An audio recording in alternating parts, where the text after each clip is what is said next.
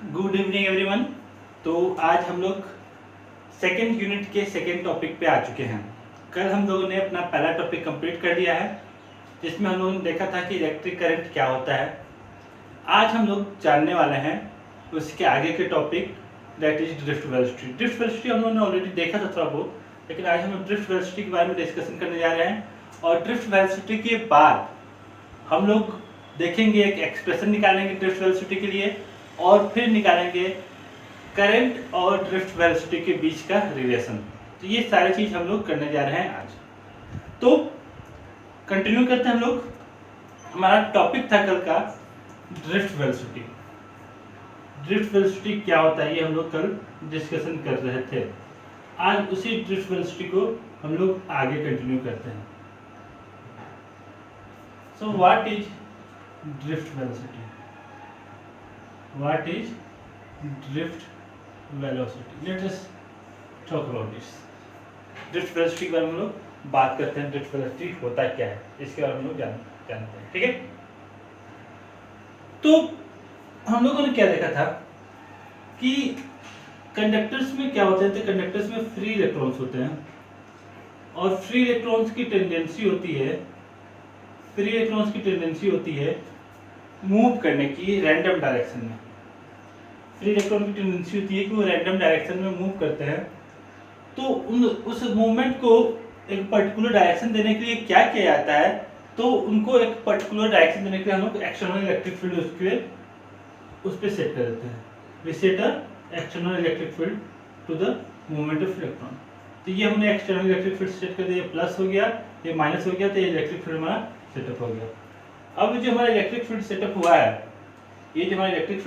है, इस electric field के ऑपोजिट डायरेक्शन में इलेक्ट्रॉन्स क्या करेंगे, तो मूव नहीं करेंगे। मूवमेंट अलग होता है, ये ड्रिफ्ट करेंगे मतलब इनका मूवमेंट, इलेक्ट्रॉन्स का मूवमेंट एकदम डायरेक्ट सीधे उसी टाइप से नहीं होता है। ये इस टाइप से होते टकरा के ऐसे करते लेफ्ट डायरेक्शन की तरफ ड्रिफ्ट करते हैं। सो ड्रिफ्ट और मूव में थोड़ा सा डिफरेंस होता है। सो इलेक्ट्रॉन्स बेसिकली ड्रिफ्ट कर रहे हैं rather than they are moving. तो इलेक्ट्रॉन्स ड्रिफ्ट करते हैं, इसलिए इस वेलोसिटी का नाम देते हैं हम लोग ड्रिफ्ट वेलोसिटी, ठीक है। तो पहले हम लोग ड्रिफ्ट वेलोसिटी को डिफाइन कर लेते हैं, फिर हम लोग आगे चलते हैं, ठीक है। So what is basically the drift velocity? So we can define the drift velocity as the average velocity with which the free electrons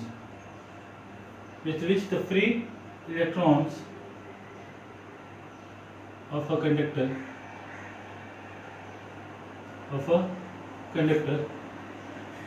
gets drifted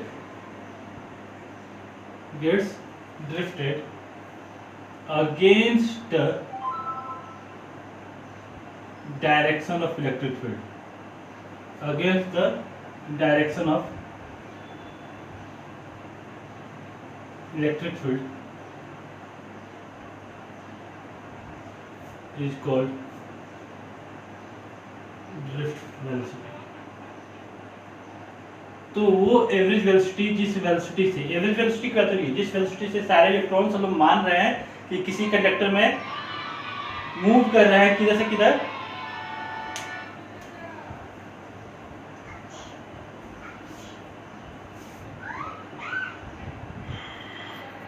तो बात करते हैं वो वेलोसिटी, जिस वेलोसिटी से इलेक्ट्रॉन्स ड्रिफ्ट करते हैं, वो एवरेज वेलोसिटी, जिस वेलोसिटी से इलेक्ट्रॉन्स ड्रिफ्ट करते हैं नेगेटिव टर्मिनल से पॉजिटिव टर्मिनल की तरफ in the influence of external electric field, that average velocity is called the drift velocity of electron.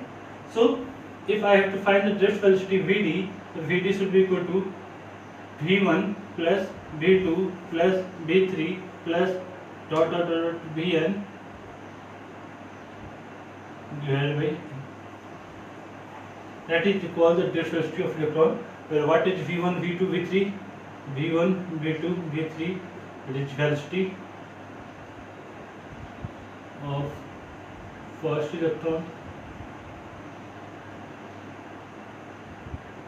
velocity of second electron, velocity of third and so on. जितने भी electrons हैं सबका velocity का हम average निकाल लेते हैं, तो वो वेलोसिटी को हम लोग क्या बोलते हैं, तो ड्रिफ्ट वेलोसिटी कहते हैं। उस वेलोसिटी को हम लोग क्या बोलते हैं, तो ड्रिफ्ट वेलोसिटी कहते हैं। And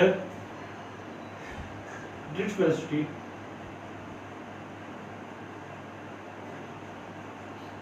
is of the order of 10 to power minus 4 metre पर सेकेंड। अब ये रहा एक शॉकिंग न्यूज। शॉकिंग न्यूज कैसे हो गया ये? तो अभी तक हमको क्या लगता था, आप सबको लगता होगा कि इलेक्ट्रिक करंट जो होता है बहुत फास्ट ट्रेवल करता है, और इलेक्ट्रिक करंट के रूप में क्या ट्रेवल करता है, तो चार्ज। अब अगर चार्ज ट्रेवल करता है 10 टू पावर माइनस 4 मीटर पर सेकेंड, तो अगर हम इसको 1 घंटे में देखते हैं तो 1 घंटे में ये मैक्सिमम 30 से 40 सेंटीमीटर ट्रेवल करने वाला है। यानी इलेक्ट्रॉन्स 1 घंटे में इतना डिस्टेंस ट्रेवल करता है, बस 1 घंटे में 1 सेकेंड की बात नहीं कर रहा हूँ। बट इसका कॉन्ट्रडिक्शन क्वेश्चन आता है, अगर मेरे पास एक स्विच है और मैं स्विच को ऑन करता हूँ, तो स्विच के ऑन करने के साथ ही बल्ब जल जाता है, भले बल्ब कितना भी दूर क्यों ना हो, या स्विच को ऑन करते ही फैन चालू हो जाता है। तो अगर ये पॉसिबल, अगर इलेक्ट्रॉन्स की velocity 10 to power minus 4 metre पर सेकेंड वेलोसिटी, तो इतना जल्दी फैन कैसे ऑन हो जा रहा है, इतना जल्दी बल्ब कैसे जल जा रहा है? ये तो बहुत बड़ा क्वेश्चन हो गया हमारे लिए। ठीक है, इसको हम लोग आंसर करेंगे कैसे ये पॉसिबल है। ठीक है, टॉपिक के लास्ट में, या आप खुद सर्च कर सकते हैं, मैं बता दूंगा, छोड़िए आप लोग क्यों मेहनत कीजिएगा, लास्ट में करेंगे। ठीक है, ये बहुत अच्छा क्वेश्चन है कि इतना कम वेलोसिटी होने के बाद भी इलेक्ट्रिक करंट इतना फास्ट कैसे ट्रेवल कर लेता है। ठीक, चलिए हो गया ड्रिफ्ट वेलोसिटी। अब ये 3 नंबर के क्वेश्चन है, इसको आप लिख लो कहीं पे, ये एग्जाम में फिक्स है। हाफ फेडरिंग में तो कोई रोक ही नहीं सकता है। ड्रिफ्ट वेलोसिटी से या तो इसका डेरिवेशन या तो इस पे न्यूमेरिकल एग्जाम में फिक्स है, 2021 में आना ही आना है। मतलब कोई रोक ही नहीं सकता कि इससे हम क्वेश्चन ना आए या इससे हमको डेरिवेशन ना आए, ये फिक्स होता है। That is a very very very very very very to the power infinity times important derivation and question. Okay, so we are okay, so let us go to the derivation क्या है इसका हम लोग देखते हैं।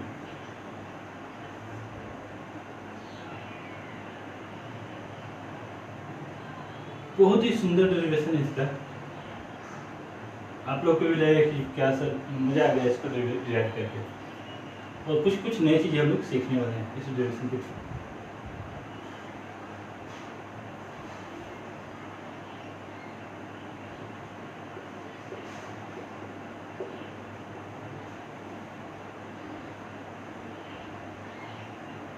ये जितने भी मैं इलेक्ट्रॉन्स दिखा रहा हूँ, ये सारे के सारे इलेक्ट्रॉन्स फ्री है, ये फ्री इलेक्ट्रॉन्स हैं, remember. Okay, they are not electrons in the inside of atom, अंदर के इलेक्ट्रॉन्स नहीं है, वैलेंस इलेक्ट्रॉन्स है और फ्री इलेक्ट्रॉन्स है, ये कंडक्टर के।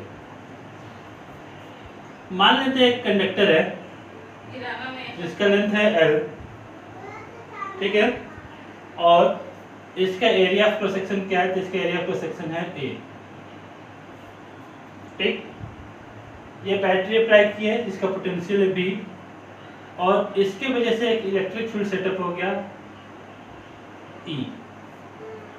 ठीक है, तो इतना कुछ हमारे पास है। नाउ जैसे ही हम लोगों ने electric field apply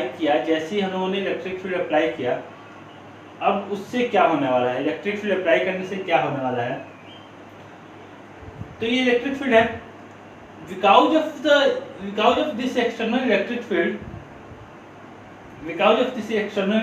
the electrons will start experiencing a force।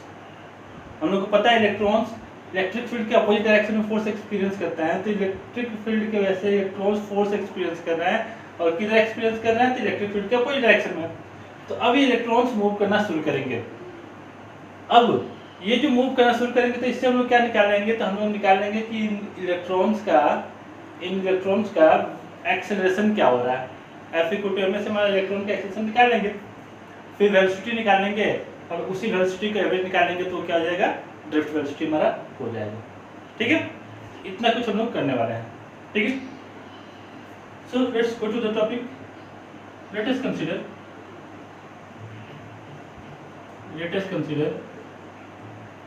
a conductor of length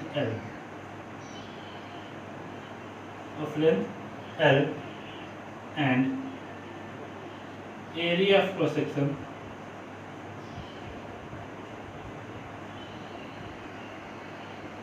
A। ठीक है,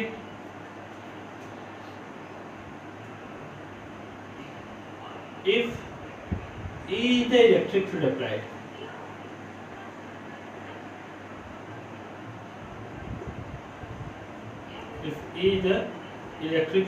applied, then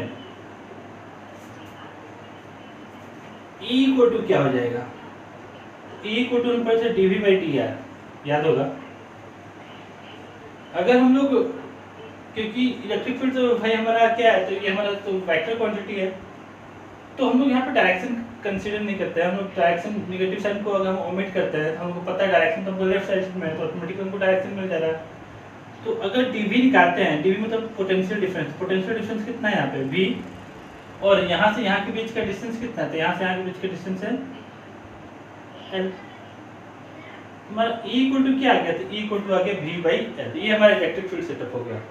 ठीक है, इतना इलेक्ट्रिक फील्ड सेटअप हो गया इन कंडक्टर के अक्रॉस। ठीक है, now the force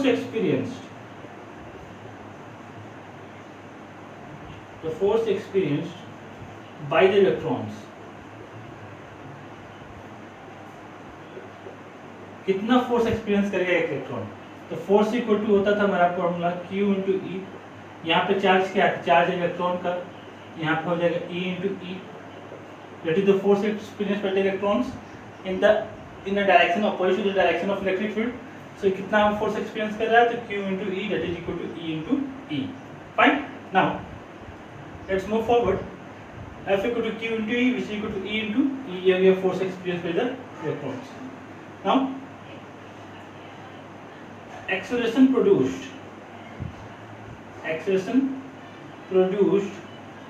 inside the electrons,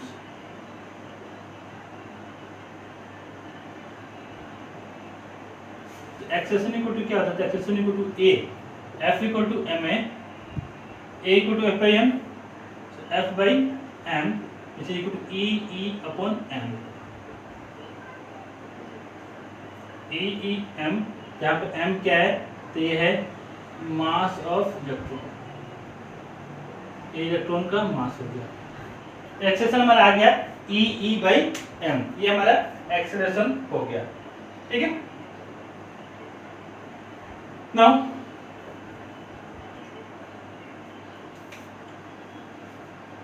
अब जब इलेक्ट्रॉन्स मूव करते हैं एक प्लेस से दूसरे प्लेस तक, तो इसी मूवमेंट के टाइम पे क्या होता है, तो इलेक्ट्रॉन्स कोलाइड करते हैं, आपस में कोलाइड कर सकते हैं, एटम के साथ कोलाइड कर सकते हैं। तो मान लेते हैं कि इलेक्ट्रॉन अभी रेस्ट में था, वो मूवमेंट करना स्टार्ट किया, वो मूवमेंट करना चालू किया। जैसे इसमें मूवमेंट करना चालू करेगा तो क्या कुछ देर बाद जाके किसी एटम से टकरा जाएगा। तो मूवमेंट करना चालू से लेके एटम से टकराने के बीच ये जो टाइम इंटरवल रहता है, इस टाइम इंटरवल को बोलते हैं रिलैक्सेशन टाइम। इतने देर तक इलेक्ट्रॉन्स फ्रीली मूव कर पा रहा है, that is called the relaxation time. So the time interval between two successive collision is called the relaxation time of the electrons. और इसी टाइम इंटरवल में इलेक्ट्रॉन क्या कर रहा है, तो वेलोसिटी गेन कर रहा है। Electron is gaining the velocity in the time interval between the two successive collision, और ये टाइम इंटरवल को हम बोलते हैं रिलैक्सेशन टाइम। ठीक है, so we can say that the velocity gained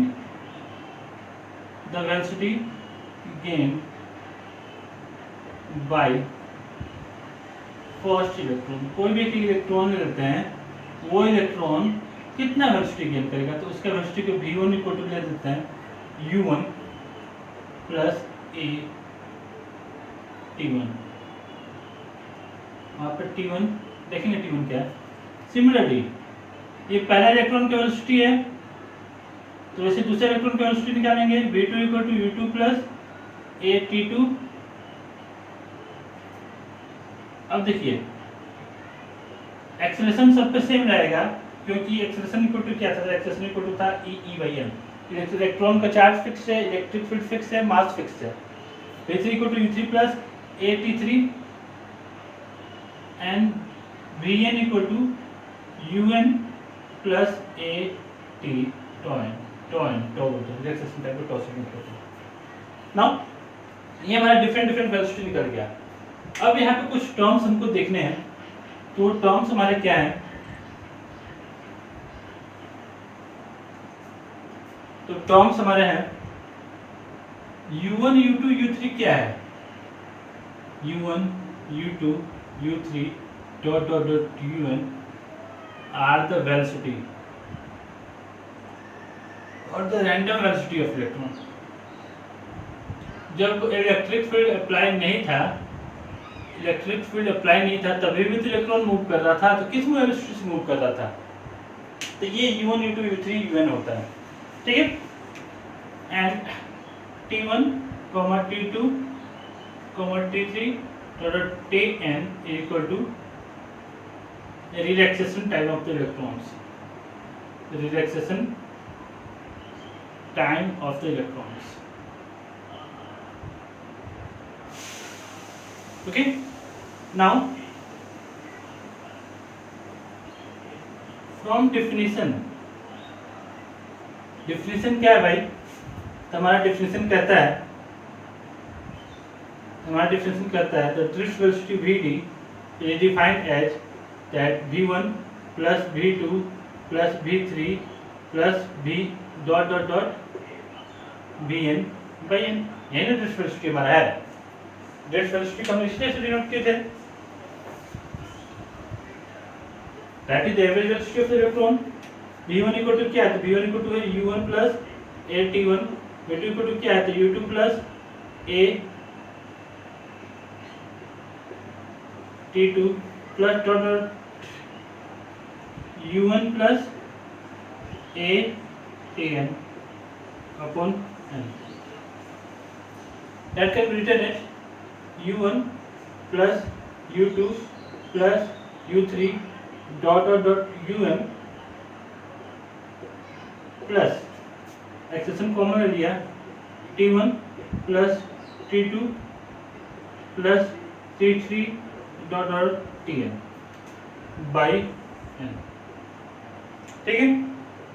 That can be again written as u1 plus u2 plus u3 dot dot dot un by n, and by bifurcating it a t1 plus t2 plus t3 dot tn by n, ठीक है। That is the drift velocity. Now I can write this as ये u1 u2 u3 drift velocity is equal to 0 plus a tau।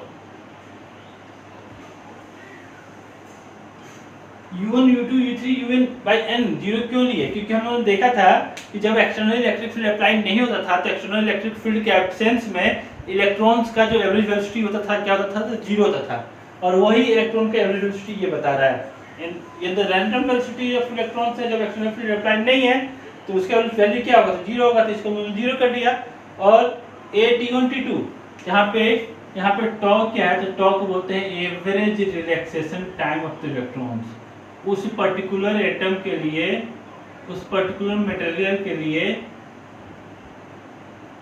उसका average relaxation time क्या है, ठीक है। That is expression for the drift velocity.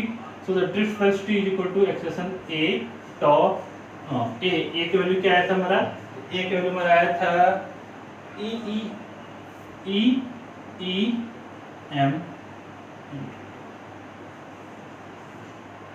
So now we can see that we have a formula for the drift velocity, and the formula for the drift velocity is E by m into tau. E by m into tau, that is the expression for the drift velocity. So we can see that the drift velocity is proportional to the electric field applied, and the drift velocity is inversely proportional to the mass of the electron. As the mass of the electron is same, so ये हम लोग को लिखने की जरूरत नहीं है. And the drift velocity is proportional to the relaxation time, average relaxation time of the vector. तो ये हमको एक drift velocity का एक्सप्रेशन आ गया, और ये बहुत ही इंपॉर्टेंट एक्सप्रेशन है, बहुत काम का एक्सप्रेशन है. इसको हम लोग याद रखेंगे, समझेंगे, इसको बहुत ही काम की चीज़ है. ठीक है. So after the drift velocity, let us go for the next topic. The next topic is relation between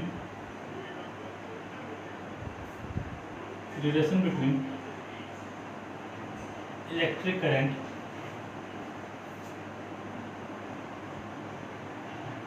and drift velocity.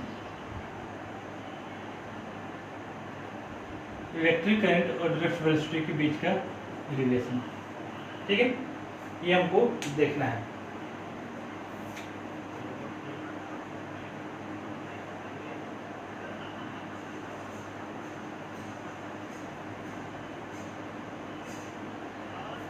We have to see a relation between the electric current and drift velocity. Same diagram हम लोग फिर से बनाएंगे.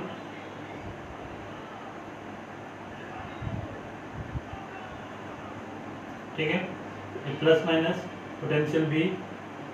Because of this battery, the electric field is set up. This is equal to E. Relate the length of the conductor be L and area of cross section be A. These are the some free electrons which is moving freely inside the conductor. So this thing has been already given. Now we have to find an expression for the electric relation between the electric current and the drift velocity. Okay. So let's go for the relation directly. Now, if n is the number of free electrons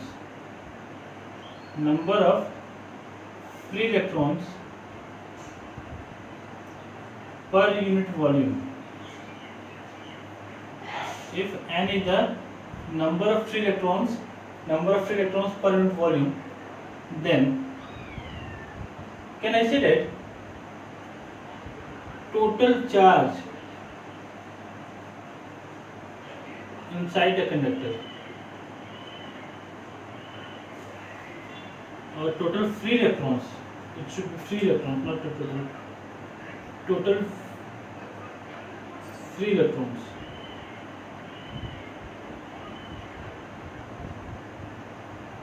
कितना free electrons होगा, that is due to Q, and Q can be written as E into N into A into N into E. कैसे? अगर ये area of cross section है, अगर ये L है, तो A into L क्या हो गया? तो A into L हो गया वॉल्यूम. ठीक है, एक इलेक्ट्रॉन पे कितना चार्ज होता है? तो एक इलेक्ट्रॉन पे चार्ज होता है E, और number of free electrons per unit volume कितना है? तो number of free electrons per unit volume हमारा n है. तो क्या हो जाएगा? तो total number charge inside the conductor is equal to n into V into E और n into A into L into E. ये हो गया total charge inside the conductor. इस कंडक्टर के अंदर टोटल चार्ज कितना है, ये हमारा हो गया. ठीक है. Now time taken by the electron, time taken by the electrons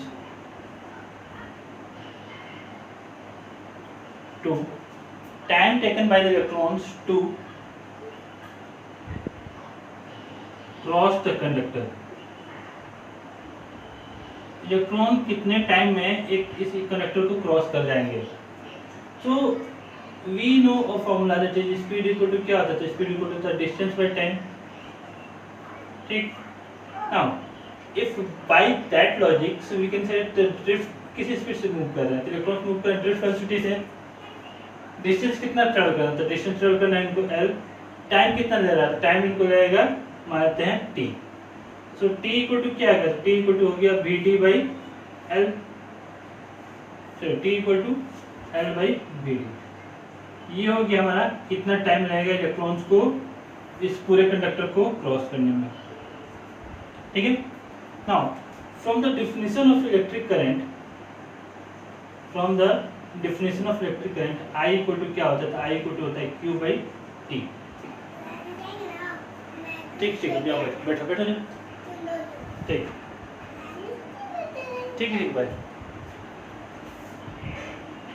हाँ तो आई इक्वल टू क्या हो जाएगा, तो I equal to Q, Q का वैल्यू क्या था, तो क्यू का वैल्यू आया था N A L E by T. T का वैल्यू क्या था, टी इक्वल टू आया था L by V D. So that can return L by V D. L L get cancelled out. So I equal to N A V D. V D equal to क्या है, तुम्हारा we D equal to हमारा आया था E E tau by M.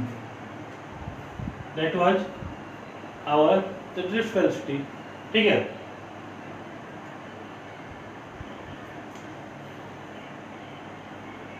So that is equal to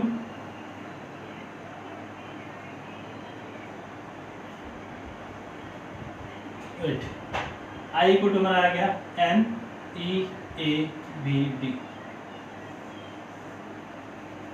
क्योंकि हमको drift velocity के साथ रिलेशन निकालना था, तो ड्रिफ्ट वेलोसिटी के साथ ये रिलेशन हो जाएगा। That is current equal to number of electrons per unit volume, number of electrons per unit volume, electron that is charge of electron, area of the conductor and V that is drift velocity। मतलब electric current वो होता है किन कौन कौन factors पे depend करता है, तो एरिया ऑफ कंडक्टर पे डिपेंड करता है, ड्रिफ्ट वेलोसिटी पे डिपेंड करता है। ओम्स लॉ जब हम देखेंगे तो ये फॉर्मूला हमारा फिर से वहाँ पे यूज होगा। Number of electrons per unit volume पे भी डिपेंड करता है। और करंट को देखें तो करंट इक्वल टू हो जाएगा एन ई ए, और वी डी का वैल्यू क्या था, तो वी डी का वैल्यू था हमारा E E tau by M. तो करंट का फॉर्मूला आ गया N equal to N E square A E tau by.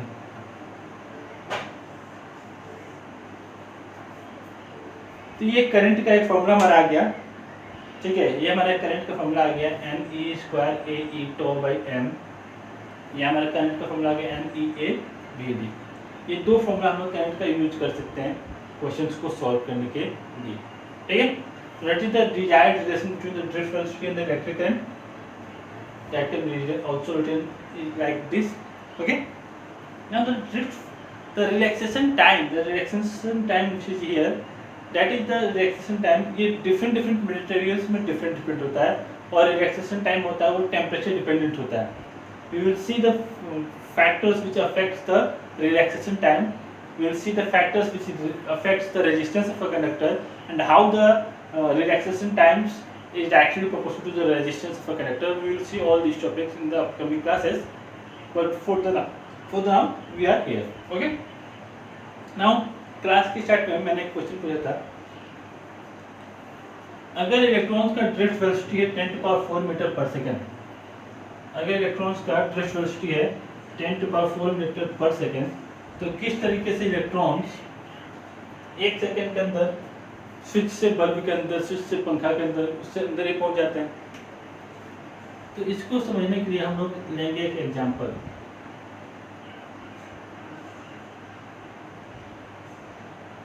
एक पाइप है, लंबा सा पाइप है,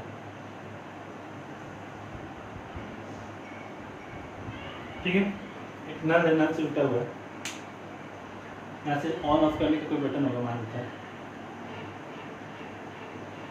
अब जब ये पाइप एकदम एम्प्टी है, उस केस में अगर हम नल को खोलते हैं तो क्या होगा कि इलेक्ट्रॉन्स को यहाँ से यहाँ, सॉरी पानी को यहाँ से आने में कुछ टाइम लगेगा, मान लेते 5 सेकेंड, 2 सेकेंड, 4 सेकेंड, जो भी लगेगा। कब? जब ये पाइप खुला है पूरा, तो एम्प्टी है, पानी उसमें नहीं है। तो अब क्या करते हैं, पानी चल रहा था, अचानक से पानी को बंद कर दिया, तो पानी को बंद कर देंगे, उस केस में क्या होगा, थोड़ा सा पानी जो है इसमें ऊपर से थोड़ा सा हट जाएगा, लेकिन नीचे पूरे पाइप में पानी भरा रहेगा। अब सेकेंड टाइम में अगर हम नल ओपन करते हैं, जब ऑलरेडी इसमें पानी है, तब क्या होता है? तब भी क्या हमको वेट करना पड़ता है? तब भी हमको क्या वेट करना पड़ता है करंट को, पानी को फ्लो करने के लिए? पानी आने के टाइम को हमको वेट करना पड़ता नहीं। जैसे ही ऑन करेंगे तुरंत यहाँ से पानी फ्लो होना शुरू हो जाएगा। तो क्या इससे पानी का स्पीड बढ़ गया क्या? पानी का स्पीड अभी भी वही है जैसे पहले था, 10 मीटर 5 मीटर पर सेकंड 2 मीटर पर सेकंड जो था वही था अभी भी। लेकिन जैसे ही मैंने पानी इसमें भर गया, पानी भरने के बाद क्या होता है, जैसे मैं इसको ओपन करता हूँ तुरंत पानी का फ्लो होना शुरू हो जाता है। तो ये क्या शो करता है? ये शो करता है हमको कि अगर इसमें पानी पहले से भरा हुआ तो तुरंत पानी का फ्लो होगा, अगर पानी इसमें एम्प्टी हो तो तुरंत पानी का फ्लो नहीं होगा। अब इस पाइप को हम लोग वायर की तरह कंसीडर करते हैं। वायर के अंदर से होलो नहीं रहता है, होलो नहीं रहता मतलब क्या है, इस वायर में पूरा का पूरा फ्री इलेक्ट्रॉन्स पूरा यहाँ से लेकर वहाँ तक भरा हुआ है, पूरा फ्री इलेक्ट्रॉन्स यहाँ से लेकर वहाँ तक भरा हुआ है। अब जैसे ही हम पोटेंशियल डिफरेंस अप्लाई करते हैं, हम स्विच को ऑन करने का मतलब क्या है कि पोटेंशियल डिफरेंस अप्लाई करना। जैसे ही हम पोटेंशियल डिफरेंस अप्लाई करते हैं क्या होगा, तो इलेक्ट्रॉन्स फ्लो करना शुरू कर देते हैं। एक इलेक्ट्रॉन अगर एक इलेक्ट्रॉन 1 इंच भी आगे आया तो इस इलेक्ट्रॉन को तो आगे पुश कर देगा ना, जो यहाँ पे है वो उसको आगे पुश करेगा, तभी तो इलेक्ट्रॉन आगे बढ़ पाएगा, क्योंकि इलेक्ट्रॉन तो ऑलरेडी इसमें फुल है, हर जगह पे फ्री इलेक्ट्रॉन्स भरे रहते हैं। तो इस केस में क्या हो रहा है कि भले स्पीड कितना कम भी क्यों ना हो, अगर एक इलेक्ट्रॉन मूव करेगा तो बाकी के इलेक्ट्रॉन्स को मूव कराएगा ही कराएगा। और क्योंकि वो बाकी के इलेक्ट्रॉन्स को मूव करा रहा है, तो इससे क्या होगा कि इलेक्ट्रॉन्स ऑटोमेटिकली मूव करना शुरू कर देते हैं। That is why the drift velocity of the electrons is of the order of 10 to the power minus 4 meter per second. Still, it takes nothing time to the flow in the circuit. Current takes nothing time to the flow in the circuit. तुरंत current का flow होना शुरू हो जाता है, इस वजह से हमारा पॉसिबल हो पाता है। तो this is all about the concept of the drift velocity. Now some standard questions, some numericals which has been given in the descriptions, ये आप ट्राई कर सकते हैं and you can submit on my phone number. Okay, so इसको try कीजिए और कल दोपहर तक आप मेरे नंबर पे क्वेश्चंस को सॉल्व करके सबमिट कर सकते हैं। Okay, questions have been given in the link में सॉल्व करके आप डिस्क्रिप्शन में दिया हुआ है, आप मेरे को इस नंबर पर सॉल्व कर सकते, सेंड कर सकते हैं। Okay, now in the next class we will go to the next topic, that is Ohm's law. बहुत ही खुशी हो रही है कि Ohm's law का नाम सुनकर, क्योंकि जाना पहचाना टॉपिक है, बिल्कुल जाना पहचाना टॉपिक है, वही टॉपिक को हम लोग पढ़ना है इस बार। ठीक है, so this is all for today. फिर मिलेंगे हम लोग नेक्स्ट डे, कल क्लास नहीं होगा, परसों क्लास होगा।